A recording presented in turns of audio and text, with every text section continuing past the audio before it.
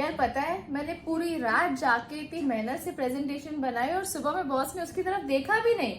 वो सब तो ठीक है, लेकिन इसको इंग्लिश में कैसे कहेंगे? सिंपल, ऐसे।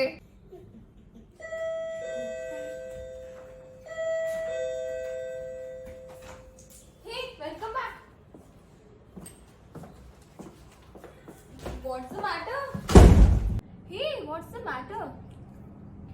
It was a rough day at work and my boss blew at me because I hadn't finished the project on time. So he said that I'm lethargic, unreliable, and that I had really let him down. Oh, sorry to hear that. But there were certain legitimate reasons that why the project got delayed. But he didn't even let me explain anything. I was so shaken up and left early, and I tried to pull myself together. I feel for you. I have worked with a number of people who flip out when something doesn't go according to plan. How do you cope up with these kind of coworkers? Don't try and let their comment get to you. Remember, people lash out when they are under a lot of pressure. My boss is probably still fuming about the whole situation. Maybe, but don't fret about it. Try to give your best in future, and eventually he will get over this one situation. I hope so. Hey, I know what will cheer you up. Let's go seeing that comedy movie everyone is being raving about.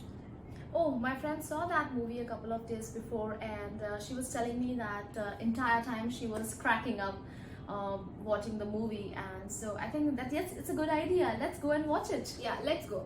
था ना बड़ा ही मज़ेदार conversation कि किस तरह से boss explode हुआ jasmine पे और किस तरह से मन ने उसको हैंडल किया। आइए अब हम इनके मीनिंग्स देखते हैं। आपको पता है इन पर्टिकुलर डायलॉग्स में 15 से भी ज़्यादा ब्यूटीफुल एक्सप्रेशंस हमने यूज़ किए हैं और हम एक एक करके वो सारे के सारे एक्सप्रेशंस यहाँ पे आज समझने वाले हैं, so that you can improve your English speaking skills. तो सबसे पहले जो शुरुआत होती है वो कहाँ से होती है? वो होती है जब जैस्मिन बहुत ज़्यादा अपसेट हैं और मन उनको पूछती है, hey what is the matter? तब जैस्मिन उन्हें जवाब देती है that the boss blue up at me. Blue up होता है पास्ट टेंस का, पास्ट टेंस ब्लो अप का। ब्लो का मतलब स्पेसिफिकली क्या होता है, या ब्लो अप का मतलब क्या होता है? फटना, एक्सप्लोड होना, एक्सप्लोजन। यहाँ पे अगर हम बात करें तो हम बात कर रहे हैं गुस्से में फटने की, जिसको जैस्मिन ने कहा है my boss blue up at me, मतलब मेरा बॉस गुस्से से मेरे ऊपर फटा। And he told me that I am lethargic and unreliable. यहाँ पे जैस्मिन ने बहुत ही खूबसूरत से वोकैबुलरी वर्ड्स यूज किए हैं, लेथर्जिक एंड अनरिलायबल। लेथर्जिक का मतलब क्या होता है, आइए देखते हैं। लेथर्जिक का मतलब होता है जो इंसान बहुत ही ज्यादा आलसी है, लेजी है, उसको हम बोलते हैं लेथर्जिक। अच्छा वर्ड है ना, जरूर यूज कीजिएगा। उसके बाद जो दूसरा वर्ड है वो है अनरिलायबल। अनरिलायबल का मतलब ये होता है कि जब जिस पे हम इजीली विश्वास नहीं कर सकते, उनको हम अनरिलायबल बोलते हैं। उसके इतना ही नहीं, उसके बाद वो कह रही है कि even my boss said that I have let him down. Let him down, let him down का मतलब होता है कि हमने किसी को बहुत ज़्यादा अपसेट कर दिया हो, उसको हम कहते हैं लेट हिम डाउन। अपसेट से भी मैं ये बोलना चाहूँगी जिसको हम डिसअपॉइंट करते हैं, निराश करते हैं, let him down. For example, I didn't score very well in exam so I let my parents down. मेरा स्कोर बहुत अच्छा नहीं रहा एग्जाम्स में और इसकी वजह से मेरे पेरेंट्स को बहुत ज़्यादा निराशा हुई। I don't want my parents to let down, मतलब मैं अपने पेरेंट्स को डिसअपॉइंट नहीं करना चाहती, निराश नहीं करना चाहती।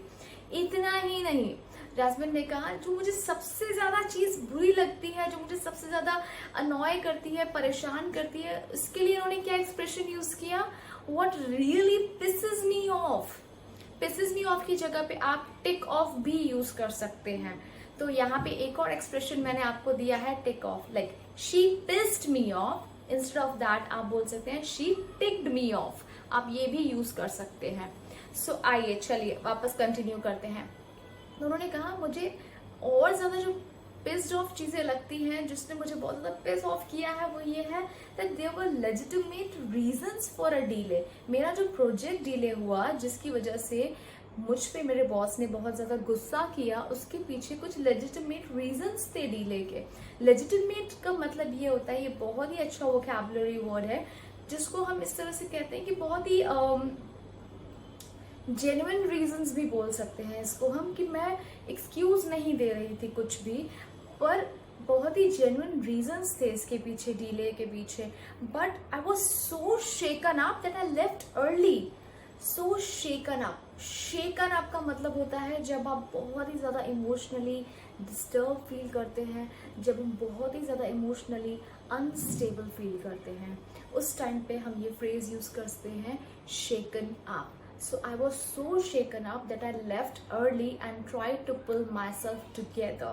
Means मैं इतना ज़्यादा इमोशनली अनस्टेबल हो गई थी कि मैं अपने ऑफिस से जल्दी आ गई and I was trying to pull myself together. Trying to pull myself together एक अलग एक्सप्रेशन यहाँ पे यूज़ किया हुआ है जिसका मतलब होता है कि मैं कोशिश कर रही थी कि मैं वापस नॉर्मल हो जाऊँ, वापस अपने जो थॉट्स हैं, जो थॉट्स इतने सारे मेरे दिमाग में चल रहे थे, उनको मैं वापस स्टेबलाइज कर पाऊँ, नॉर्मल कर पाऊँ।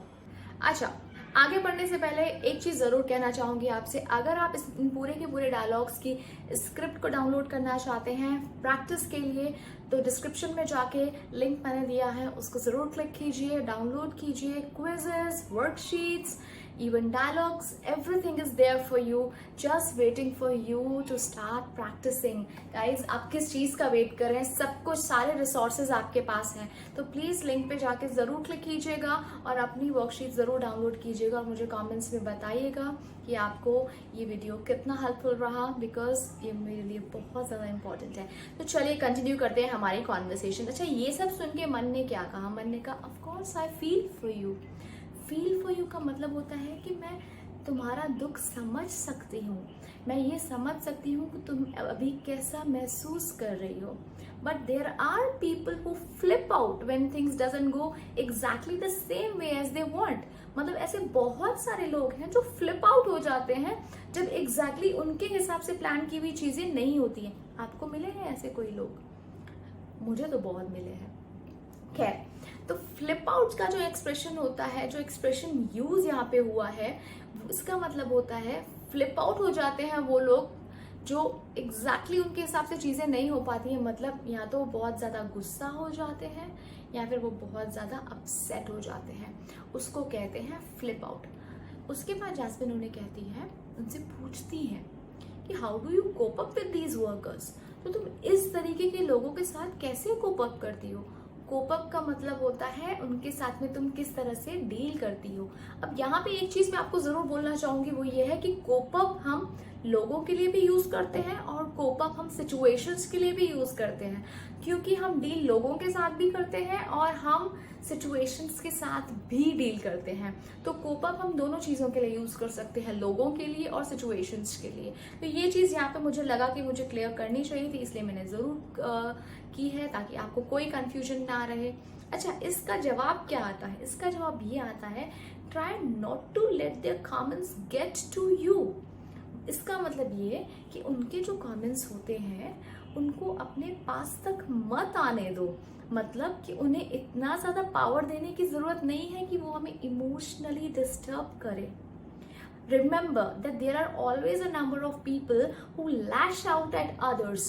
कि हमेशा याद रखना कि ऐसे कुछ लोग तो जरूर लाइफ में मिलेंगे, ऐसे कुछ लोग तो जरूर हैं who lash out at others. Lash out at others means जो lash out specifically जो एक्सप्रेशन यहाँ यूज हुआ है उसका मीनिंग मैं आपको अपनी लैंग्वेज में इजी से इजी बताने की कोशिश करती हूँ, जिसको हम बोलते हैं sudden verbal attack, sudden angry verbal attack. Actually मतलब कि गुस्से में जब आपके ऊपर लिटरली कोई अटैक करता है, बहुत सारी चीज़ें बोलता है आपको गुस्से में, एंड ऑफ कोर्स वो बातें अच्छी नहीं होती हैं, तो उसे हम कहते हैं lash out. For example, if I say I took 500 rupees without my mom's permission and she lashed out at me, मतलब उन्होंने बहुत ज़्यादा मुझ पर गुस्सा किया, गुस्से में मुझे बहुत कुछ कहा जब मैंने उनके कबर्ड से 500 रुपये लिए बिना उनकी परमिशन के। वैसे ऐसा मैंने कभी कोई किया नहीं है चीज़ें।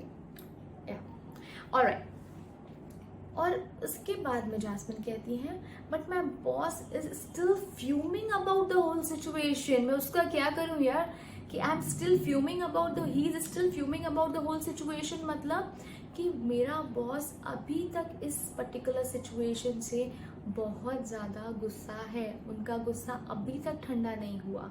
फ्यूमिंग अबाउट द सिचुएशन और fuming about the whole situation, fuming about expression हमने यहाँ पे यूज़ किया है। अगर आप चाहें तो उसको लिख भी सकते हैं, अदरवाइज आप नीचे लिंक में जाके डाउनलोड भी कर सकते हैं। सो फ्यूमिंग इज फ्यूमिंग आउट, मतलब कि कंटिन्यूस पीरियड तक या कुछ वक्त तक गुस्सा रहना किसी सिचुएशन को लेके। So, यहाँ पे बनोने कहती है don't fret about it. Don't fret about it का मतलब क्या होता है? फ्रेट अबाउट का मतलब होता है कि प्लीज चिंता मत करो, डोंट वरी अबाउट इट, उसको हम कह सकते हैं don't fret about it. And then वो उन्हें सजेस्ट करती है कि I know how to cheer you up. Cheer you up का मतलब क्या होता है? बहुत ईजी है। चीयर यू अप का मतलब होता है किसी को खुश करना। It's like cheering somebody up. क्या आपने कभी किसी को चीयर अप किया है? ओके, सो उसके बाद ये होता है, उन्हें क्या सजेस्ट करती है? उन्हें सजेस्ट करती है let's watch a comedy movie which everyone is raving about.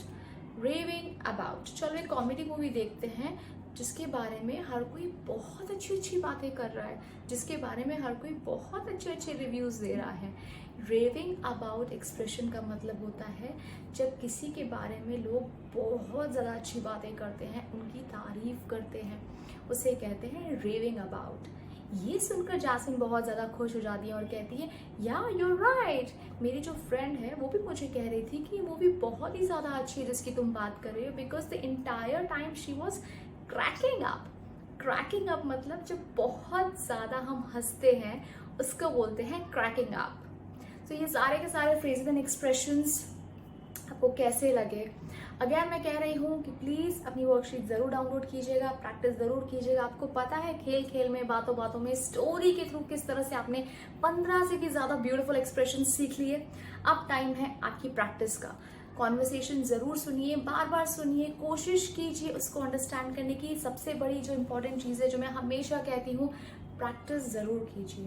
Nothing is possible without practice, trust me. तो आप खुद देखेंगे कि रेगुलर बेसिस पे प्रैक्टिस करने के बाद किस तरह से आपकी इंग्लिश इम्प्रूव होती है। मुझे कमेंट्स में ज़रूर बताइएगा कि ये वीडियो किस तरह से आपके लिए हेल्पफुल रहा।